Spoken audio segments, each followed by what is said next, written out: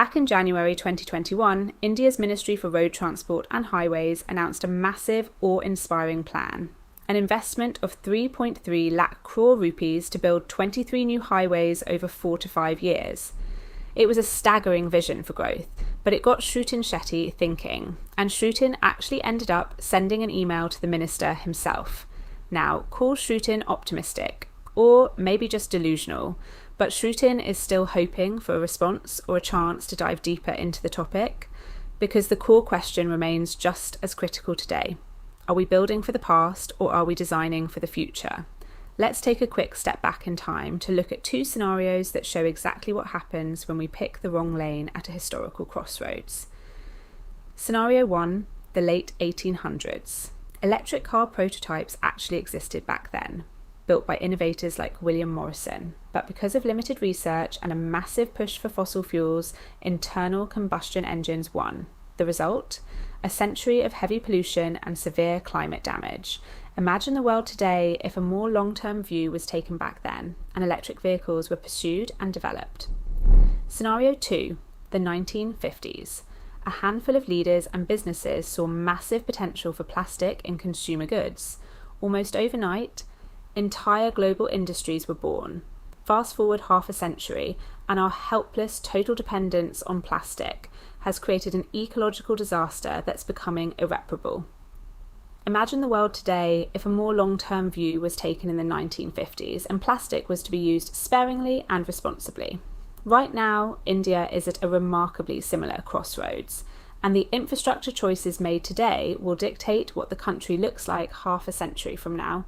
When Shrutin wrote that email, 2 main thoughts were put forward. First, let's talk about efficiency and ownership. Over the next decade or 2, as autonomous vehicles become a reality, we will likely see a massive shift from individual car ownership to transportation as a service, or TaaS. Think about it. Right now, the average personal car is only utilised about 10% of the time. The rest of the day, it just sits there. A TaaS model could push that usage efficiency up to 90%. If that happens, the total number of cars actually needed could drop to just 1/5 of current demands. Now, cargo routes and heavy freight highways absolutely need to expand. But if sufficient road infrastructure is only built for passenger cars based on today's ownership models, we might be overbuilding. The planned highways might not need to be as wide, and the project costs wouldn't need to be nearly as high. Which brings us to the second point, geography. Let's look at the math. Compared to North America, India has 4 times the US population, living on just 1/3 of the land mass. High individual car ownership made sense in the US because of the massive distances between people and places, but the Indian scenario is the exact opposite.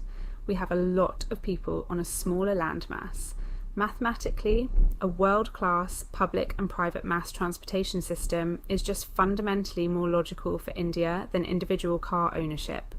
If we simply build wider highways and push car ownership, relying on a domestic auto industry that struggles to compete globally, we risk ending up with 3 things: an inefficient auto sector, traffic-jammed cities, and massive amounts of capital tied up in idle cars sitting in driveways and office parks. That kind of systemic inefficiency could cost India its global competitive edge in the decades to come. What if instead we looked at models like Singapore?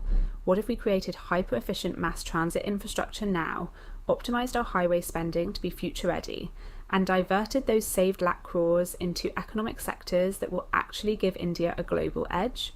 We could build a cleaner, traffic-free, and vastly more efficient nation. That's what was in Shrutin's email. It's a vision of a future that's built smart, not just built big. But what do you think? Are we laying down the right foundations, or is it time to recalculate the route?